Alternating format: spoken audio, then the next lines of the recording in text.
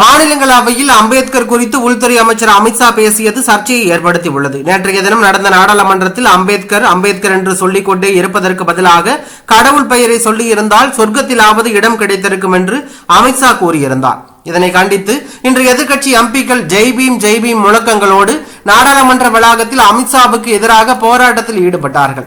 இதனால் அவர்களை சமாதானப்படுத்தும் முயற்சி தோல்வியடைந்ததால் பிற்பகல் 2 மணி வரை இரு அவைகளும் ஒத்திவைக்கப்பட்டது. இந்நிலையில் உள்துறை அமைச்சர் அமித்ஷா அவ்வாறு பேசியதற்கு அதிக பாவங்கள் செய்பவர்கள் தான் புண்ணியத்தை பற்றி கவலைப்பட வேண்டும் என்று முதலமைச்சர் மு.க.ஸ்டாலின் கண்டனம் தெரிவித்திருக்கிறார்.